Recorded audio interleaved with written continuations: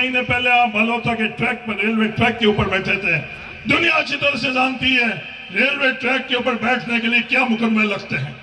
शामराव के अंदर 2 जातियों का लड़ा कर उन नौजवानों के लिए तो मुकदमे, और खुद हनुमान बेनीवाल जी, अशोक गहलोत जिसे गठबंधन, ठगबंधन पैर पकड़कर अपने ऊपर मुकदमे दी। कौन सी दिशा के अंदर अपन लोगों को यह पहुंचाना? 5 साल तक, आज मैं बड़ी जिम्मेवारी से बोलता हूं, आज यहां आकर बोल रहे हैं हरीश चौधरी की फाइल में वापस खुलवा दूंगा। हनुमान बेनीवाल जी, आपने बोला, राजस्थान की जनता के सामने बोला कि अगर सीबीआई के अंदर चली जाएगी तो हरीश चौधरी जेल में सड़ेगा। आपके कहने से सीबीआई के अंदर मुकदमा भी गया, केस भी गया। 1 दफे नहीं, 2 दफे नहीं, 3 दफे जांच हुई और तीनों के तीनों दफे क्लोजर लगा। ये बढ़ते हुए भाई तू तो परिवार का सदस्य हरीश चौधरी है। नक ठिकाने जितना भी हनुमान बेनीवाल जी, नक ठिकाने जितना भी केंद्र की एजेंसी को नहीं मिला। 6 महीने यहां बाड़मेर के अंदर रही। 5 साल के अंदर 300 तफ्तीश है आपने पीएचक्यू से, पुलिस हेडक्वार्टर से ठगबंधन कर और वहां आप खुलवाने में अपनी ताकत और समय लगाया। और हरीश चौधरी ने 5 सालों के अंदर इस बढ़ते हुए बाइतू को तेजी से, रफ्तार से आगे बढ़ाया। कौन सी चीज सही थी और कौन सी गलत थी?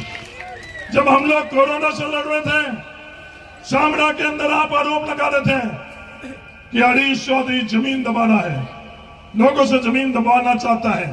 आज आपने बाइतू के बीच में आकर ये नहीं बोला कि उस दिन मैंने झूठ बोला।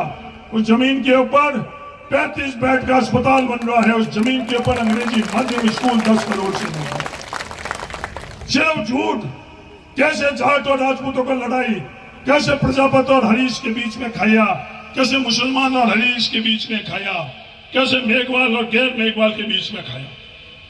2 अप्रैल 2018 को जब हिंदुस्तान सड़कों पर उतरा, भारतीय जनता पार्टी के लोगों ने मुकदमे किए, लाठीचार्ज की, कई लोग शहीद हुए। एक बार भी उनके लिए आपने संघर्ष किया नहीं। और इन 5 साल में बाइतू के लोगों की ताकत से वो तमाम मुकदमे विड्रॉ करा। ये बढ़ता हुआ बाइतू विड्रॉ कर जय भीम बोल सकते हैं, उस विचारधारा से जय भीम बोल सकते हैं। एक भी खिवसर के अंदर आपने अपने मुकदमे बचा दिए थे। एक भी खिवसर के अंदर मेघवाल समाज, भील समाज के लिए जमीन का अलॉटमेंट कराया नहीं। और ये बढ़ता हुआ बाइतू है। शुरुआत सबसे पहला अलॉटमेंट हुआ तो मेघवाल समाज से हुआ। जाट और राजपूत भाई के तरह रहे, भील समाज को भी पीछे नहीं रखा, दाढ़ी समाज को भी पीछे नहीं रखा, हिंदू और मुसलमान भाइयों के तरह रहे। यह बढ़ता हुआ बाइतू। किसी की भी पगड़ी नीचे नहीं होने दी, हर किसी की पगड़ी ऊपर कैसे हुई? क्योंकि राजनीतिक दल, इनकी सियासत है पगड़ी नीचे गिराकर कर रही है, और बढ़ता हुआ बाइतू सबकी पगड़ी ऊपर।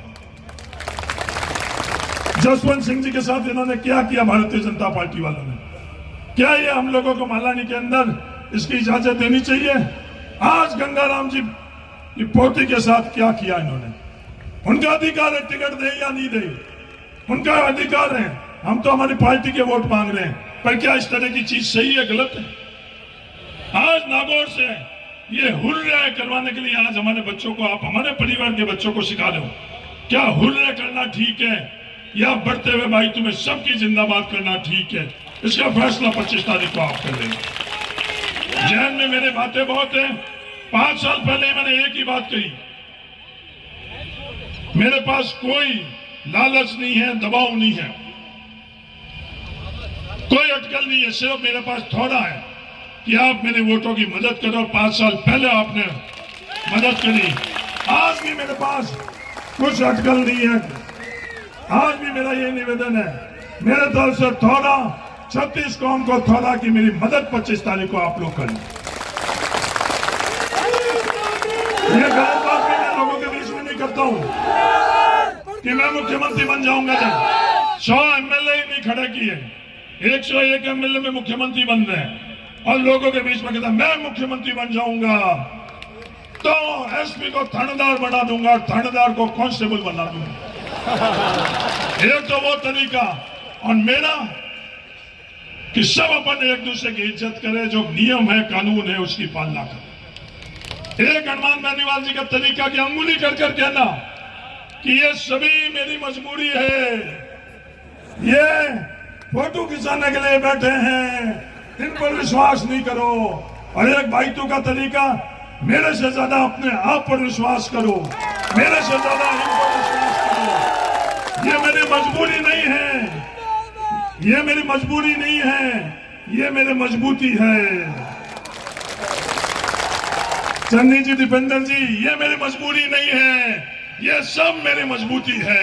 ये बढ़ता हुआ भाईतू है।